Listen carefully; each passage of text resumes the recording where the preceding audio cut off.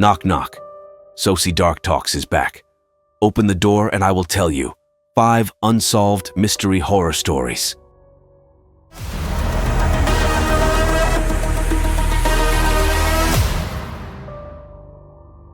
Story 1. Man from Nowhere. This is the story of Anatole Taylor. She currently lives with her 2 children and husband in the state of Texas, USA. A bizarre event occurred on a Monday after her family moved to an affordable house in Maine. After work, she picked up her 10-year-old son from school and began heading home. Standing before the beloved house's door, Anatole couldn't hide her happiness about relaxing after a tiring day of work on the newly purchased sofa. However, as she inserted the key into the lock for the first time, the sound of hurried footsteps hit her and her son's ears, and someone quickly bolted the safety lock from inside the house. A chilling sensation spread throughout Anatole's body. Her son, with a puzzled and frightened look, clutched her hand tightly, not understanding what was happening. Anatole quickly went through all possible scenarios in her head, but none seemed to make sense for the situation. She called out for her son, hoping he would appear behind the door and that it was all just a joke. But no, there was no response. Instead, a vague figure appeared through the window curtain and then disappeared. Anatole's heart pounded. With a quick decision, she called the neighbors and the police, reporting the situation.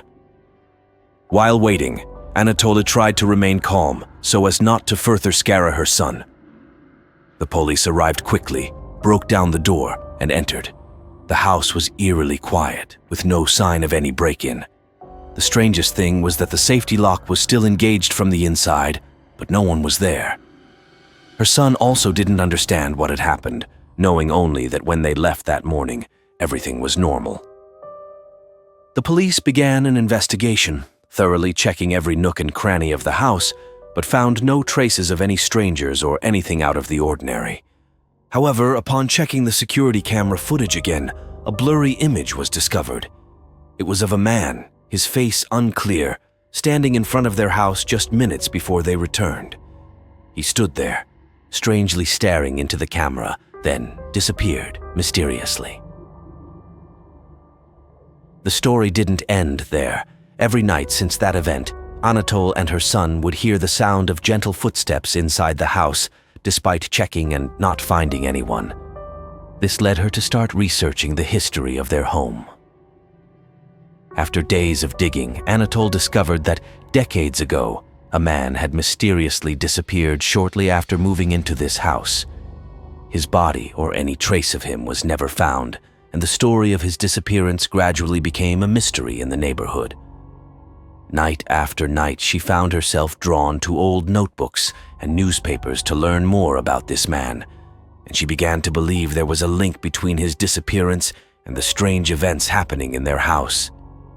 The more she learned, the more Anatole realized that the signs she and her son were experiencing seemed like messages from the past, an effort to reveal some long-buried secret. Could it be the spirit of that man trying to communicate, or just a cruel prank by someone who knew the house's past? One night, while her son was sound asleep, she sat down with her husband to review the security camera footage again. Suddenly, a small detail she had previously overlooked caught her attention. In the corner of a video, a photo fell out of an old book she had bought from an antique shop. The photo showed a seemingly happy family, but in the corner of the photo, there was a small, hard-to-read line: "Free us." This hypothesis opened up a series of new questions. Could it be that the previous family had experienced a tragic event, and the house was trying to recount their story to her, a stranger? Or perhaps was it a warning, a message from the past to protect her and her family from some looming dread? In the nights that followed, Anatole spent time recording and analyzing every unusual event, hoping to find answers. In the end, no explanation was given, and Anatole's family had to move for the 3rd time that year due to the mysterious events in the old house. But before leaving, she was sure she saw a look of joy on the faces of the neighbors instead of sadness. All the suspicions gradually faded into oblivion, as her family now had a happy life in their current home. Story 2. The Reincarnation of the Pollock Sisters. In the shadows of research into spirituality and the supernatural, the story of the Pollock family emerges as an enigmatic sign, a tale of reincarnation that even scientists pause to reflect upon. In a world where 24% of Americans believe in reincarnation, sometimes reality can become stranger and more mysterious than legend itself. In 1957, a heartbreaking event occurred when Joanna and Jacqueline Pollock, two young sisters from a small town in England, died in a horrific car accident. The shock and sorrow appeared to mark the end for the Pollock family. However, a year later, a miraculous event happened. The mother gave birth to twin girls, Gillian and Jennifer, opening a new, promising, and mysterious chapter for the family. What unfolded next would surely make anyone shudder. As Gillian and Jennifer grew up, their bizarre memories of a past life gradually became vague and eventually vanished. They became normal girls, living their lives without any more mysterious experiences. The Pollock family gradually forgot the pain and mystery they had gone through, starting to enjoy the peaceful life they deserved. But precisely on the twins' 18th birthday, an anonymous letter was delivered to their house. The letter contained a handwritten message, seemingly written by a child. "We will always be by your side. Thank you for giving us another chance." There was no name, no indication of the sender, just an old photo clipped inside. The photo depicted all four girls, Joanna, Jacqueline, Gillian, and Jennifer, standing next to each other as though they had lived at the same time, smiling at the lens through an indeterminate scenery. The Pollock family was shocked and unable to explain it. They checked but could not trace the origin of the letter or the photo. Moreover, no one could explain how the photo managed to capture all four girls together when the two sets of twins were born and died years apart. This plot twist adds an even more mysterious and chilling aspect to the Pollock family's story. Were the souls of Joanna and Jacqueline truly reincarnated through Gillian and Jennifer, or was it just an elaborate prank prepared long ago by someone? Or is there some supernatural explanation yet to be discovered? Although the story ends with more questions than answers, it illuminates one thing. There are things in this universe, beyond human comprehension, that require us to broaden our perspectives and sometimes simply believe in the impossible. The story of the Pollock family, with all its mysteries and unanswered questions, forever remains a testament to the infinite potential of the human spirit. Story 3. The 8-Day Bride. Christina Cecilia, Mokon's life took a turn full of mystery and tragedy at what should have been the happiest moment of her life. Born into a conservative family in Ontario in 1925, Christina's decision to marry John Ray Kettlewell, a veteran with a complicated past, stirred controversy and was not accepted by her family.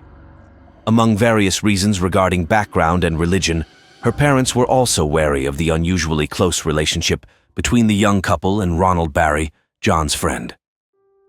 Ronald even accompanied Christina and John on their honeymoon. Everyone believed that Ronald secretly loved Christina, but she dismissed it as nonsense. On December 5, 1947, Christina and John eloped and secretly got married. A few hours before the wedding, Christina's older sister attempted to stop her. A major argument ensued to the point where the police had to intervene. Parents from both sides did not attend the wedding. The honeymoon, meant to celebrate their love, instead turned into a psychological thriller that took place at Ronald's house. Specifically, the newlywed couple stayed at Ronald's house after getting married. The rushed marriage led the bride into depression, crying, and doubting throughout the first week. On May 20th, a significant twist of fate occurred. Ronald told the police that he went boating to give the couple some private time to reconcile with each other. At 6 p.m., Ronald returned to witness a horrific scene. The house was engulfed in flames, John was unconscious with a head injury, and Christina was missing. Ronald quickly called the fire department, asked neighbors to help extinguish the fire, and continued to search for Christina while taking John to the hospital. The house was completely burned down within an hour. Late at night, on the same day, a neighbor finally found Christina's body, still in her pyjamas, on the banks of the Severn River, about 300 meters from the house. In the case, there were signs indicating Christine had been murdered. The body had no burn marks nor any signs of violence. Moreover, one of the neighbors said he had specifically searched that riverbank right after the fire, but found nothing. Yet by night, the body appeared. The police inferred Christine's body had been placed there after the flames had been extinguished. The cause of her death was later announced by the coroner as drowning. Meanwhile, John's treatment at the hospital revealed another chilling detail. He had been drugged on the day of the fire. John was discharged and also questioned for 3 hours, but asserted he remembered nothing about that day. Christina's funeral took place on May 26th at the very church where she had married just 2 weeks prior. The investigation into Christina's death drew media and public attention across Canada, earning her the nickname the 8-Day Bride. Years passed and the case grew cold, but whispers of the tragedy lingered.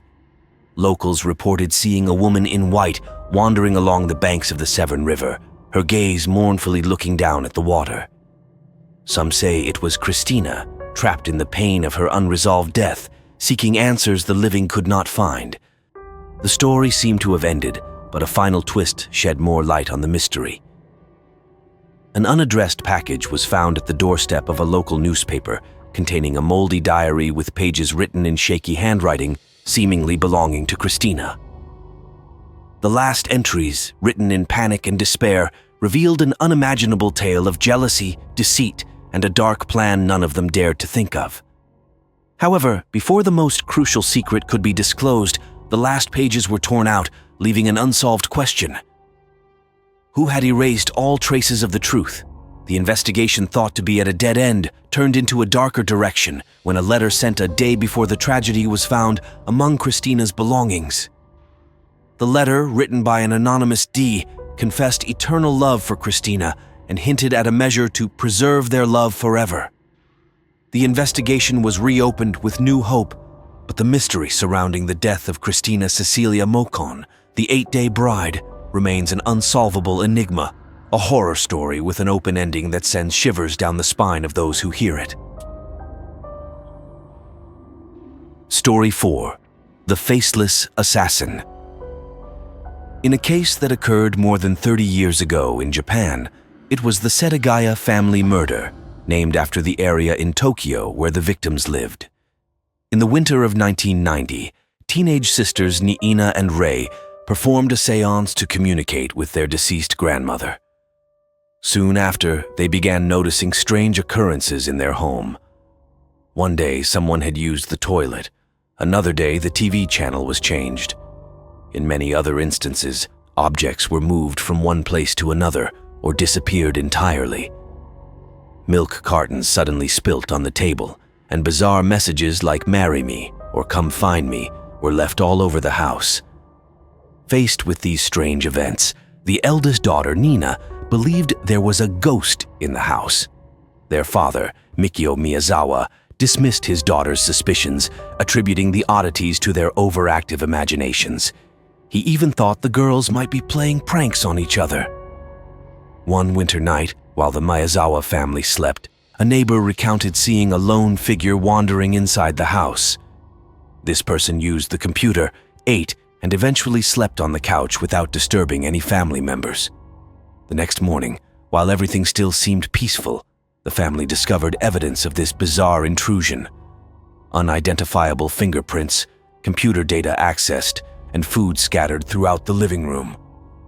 The situation became incredibly tangled when all clues led to an unthinkable conclusion. There were no signs of forced entry. Windows and doors were undamaged and closed.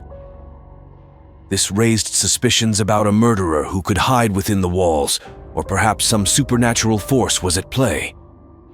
As the police struggled with physical evidence leading nowhere, Nina and Rei began to notice more supernatural signs. Nina, through old mystical books she found, discovered that the attic Rei frequently visited was a place where their ancestors performed seances and communicated with the other side.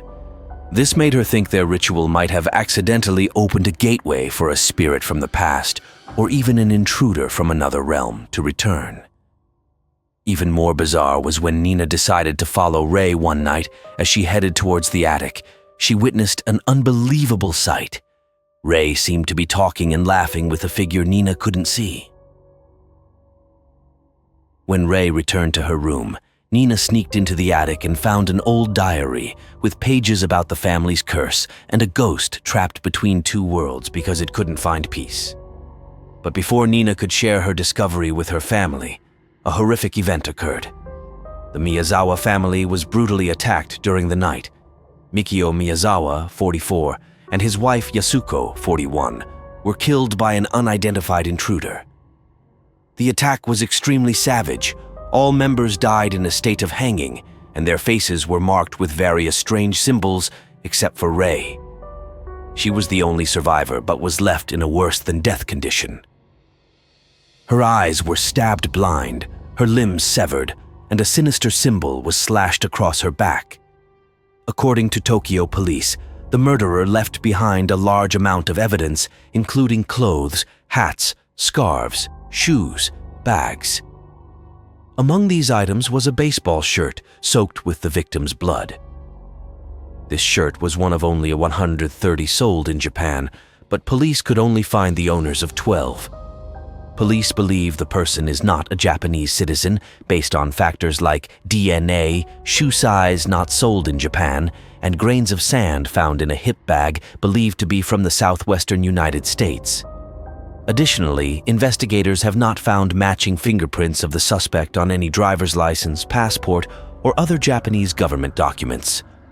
Nearly 250,000 investigators have been involved in the case, receiving over 150,000 tips from the public. However, more than 2 decades after the incident, authorities have yet to solve this extremely rare case in a country largely known for its peace. Story 5. The Ghost Ship, Mary Celeste. On the news of Reader's Digest, there's a mysterious article that has captured everyone's attention. On December 4th, 1872, the Anglo-American vessel Mary Celeste was discovered adrift in the Atlantic Ocean, completely devoid of any crew. All the cargo on board remained intact, except for a lifeboat which was carefully arranged next to it.